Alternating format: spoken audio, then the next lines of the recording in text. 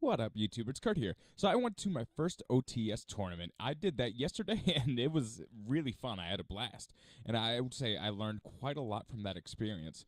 So if you've never been on the competitive scene, I think it might be a little bit intimidating for people who have never gone past locals. But I want to describe kind of the meta game, and I want to describe what was going on, and a lot of things I learned about the experience.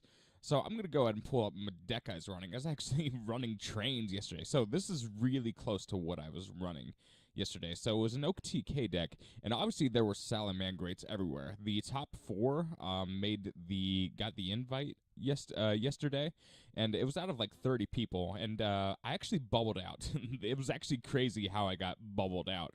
So if I had gotten the top 8, I would have been in the final cut for the top 4. If that makes sense, the little mini tournament at the end to see who's the top 4. And I lost to 2 Salamangreats, even though I had Reboot and it's no TK. I can definitely beat Salamangreat. It's just I didn't have the luck this time around. So I lost to Salamangreat twice, and one of them made the top cut, and one of them. The other one was a guy that goes to our locals, and what happened is I bricked against him, but then if he would have won one more game, we both would have made the cut, and he just randomly lost to the most rogue deck. He attacked a face-down Gren Maju, and he lost all of his life points in one attack. It was the most random. It was the most random thing to happen. He's a really good player, and he went 2-3 instead of 3-2. And if had he gone 3-2, we both would have made it. So that was really disappointing. But yeah, this was actually really effective in the meta because it seems like a lot more people are starting to play traps that just mess up your shit. There's a lot of Scythe. I've seen a lot of Scythe in the metagame actually. But yeah, this was an incredibly fun deck to play, and this is more reflective of what I'm playing in real life. But yeah, I won't talk about this deck too much. I'll talk about what I've seen. Well, because Salamangreat was so prevalent, it was just really. It seems like consistency is starting to run this meta a little bit. Yeah, in Salamangreat, I don't think it's overpowered necessarily. Just the consistency is so ridiculous in the deck and its budget, and I think a lot of people are excited that it's budget and want to play it for that reason. But yeah, so because this is no TK deck, I didn't run into time that much, but I do want to talk about something. So I've said before that Saruja Skuldred is such an overpowered card.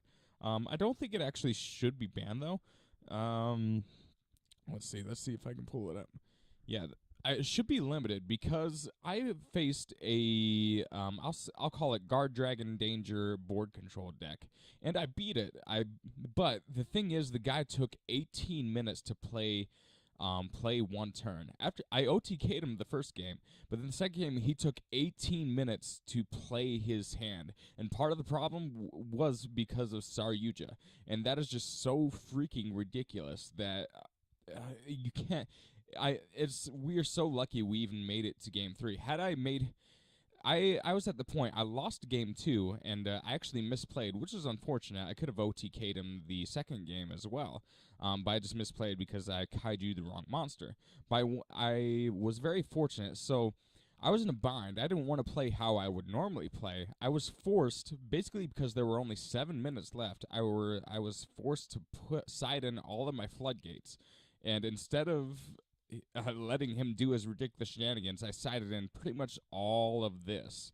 And that on top of not anti-spell because it was pure monsters, but then skill drain and summon limit, just so his deck would not be able to function. And so that was a 2-turn kill on him.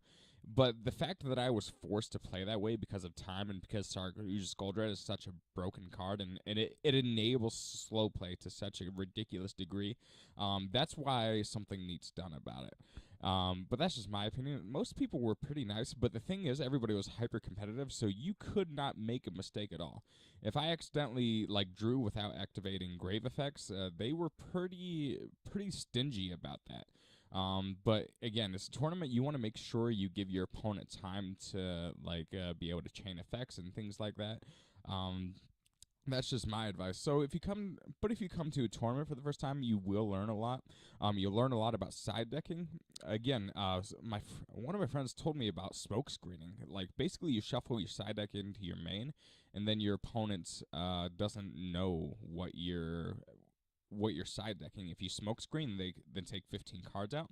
That's actually really brilliant. I think that helped me out a couple games. But yeah, those are just the highlights. I think you really can win with rogue strategies. Again, I was only I was only one Salamangreat win, either for me or my friend playing Salamangreat winning for me to be in the top cut, and that's really exciting.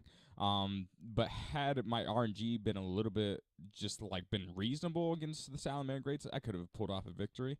But again, it taught me a lot about how to side deck for games as well. And again, I could have stood a chance if I actually I wasn't playing Necro Valley in my side. I didn't. It's in the mail and it didn't come yet. But again, if I had that, I actually would have stood a better chance against Salamangreats, even though my matchup against them is pretty good. Actually, the way my deck is built, I stand a 60% chance to draw any of this, and then I have a pretty good chance of getting a 2-card combo otherwise. But I got ashed like 3 games in a row on the second turn, which is really, really unlikely. That's like a 4% chance of that happening or something. But so that's disappointing. But again, RNG is just part of the game, and it can even the best player with the best deck can lose a match to RNG, and that's just the way.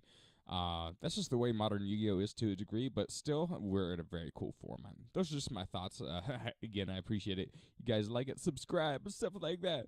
But so I didn't make it this time, but regionals next month, I'll definitely let you guys know how that was. So peace.